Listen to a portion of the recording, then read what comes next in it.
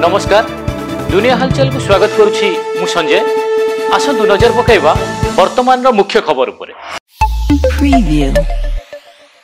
भुवनेश्वर मंचेश्वर थाना रंग माटियार एक आपार्टमेंट रे बापा को छुरी भूसी हत्या कला पुओ। बापा पुओं मध्य कौन कारण को नहीं गंडगोल होइतिला।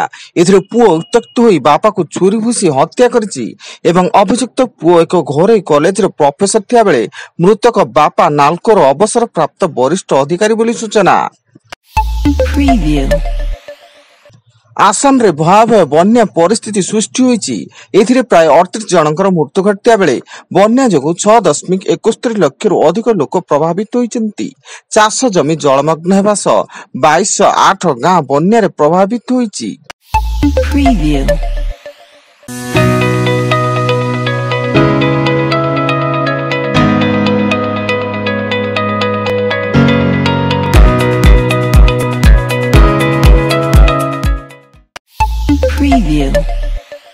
बलांगीर जिला मुरी बाहाला थाना पत्रपाली छक निकट अजना गाड़ी धक्का दंपति मृत्यु। जहां प्रतिवाद स्थानीय लोके दुर्घटना घटाई गाड़ी को जबत मृतकों परिवार को क्षतिपूरण दाबी कर रास्ता रोक करथिया बेले गाड़ी मोटर चलाचल बाधा प्राप्त होईछि एवं उभय दंपति धान बुणिबा को निज खेत को जाउथिले।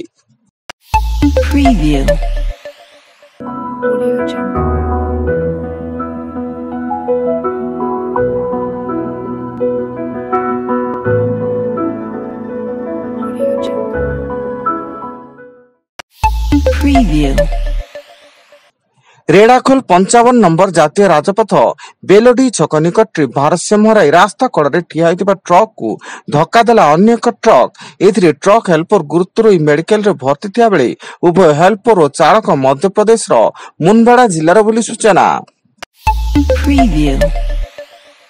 उत्तर प्रदेश रो हाथरस रे अघटन निकटस्थ फुलेर गाँव में सत्संग चलतिया बेले दला चकटारे 121 जनकर मृत्यु घटिया बेले आग को मृत्यु संख्या आहुरी बढ़िबा नै आशंका करा जाउछि।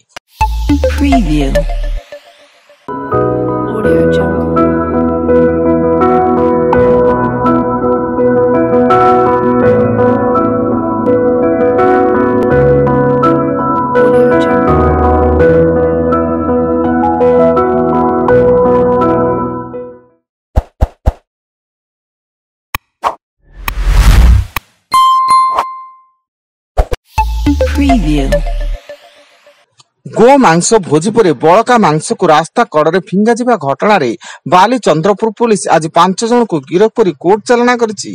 गत 1 तारिख रे 4 नंगल पंचायत बहादुर नगर ग्रामर पटा मुंडई केनाल बंदर कलाश्री दलई साई पर्यंत रास्ता कड़े रंधा और कंचा गो मांस पड़िथिबा नै ग्रामवासी पक्षरु थाना रे लिखित अभियोग होइतिला। संसद रे राहुल गांधी देइथिबा मंतव्यर प्रतिवाद रे भुवनेश्वर कांग्रेस भवन सामने बीजेपी और कांग्रेस कर्मी मध्य रे हाथाहाती। एथिरे परस्पर को गोबर टेकापतर अईटा खाद्य पिंगिथिया बेले उभय पक्षरु 7 जन और जने सांबादिक आहत होइचंती।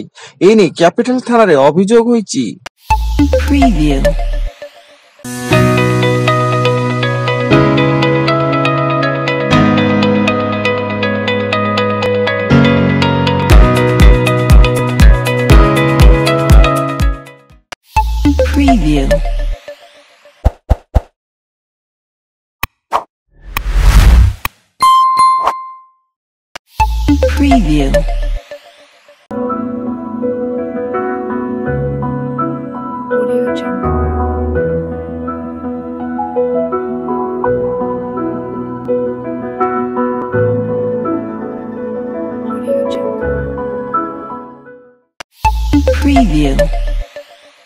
आसंता जुलाई 8 तारिख रत्न भंडार खोलिबा सह अलंकार गणति प्रक्रिया आरंभ हेबाकु जाउछि।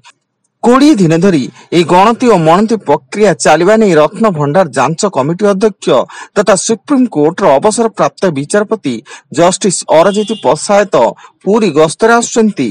से आसंता जुलाई 5 तारिख ठारू जुलाई 27 तारिख पर्यंत पूरी रे रहिबे। एवं कटक मंगलभाग अंचल एक नर्सिंग होम रे भूल इंजेक्शन जो नाबालकर मृत्यु घटी परिवार लोकों पक्षर अभियोग होईची, जहाकु नहीं मेडिकल रू उत्तेजना देखा देइथिया बेले खबर पाई पुलिस घटनास्थल रे पहुंची अधिक तदंत जारी रखिची। वर्तमान पाई एतिकी अधिक न्यूज अपडेट्स पाई विजिट करंतु आम वेबसाइट www.duniyahalchal.in। धन्यवाद।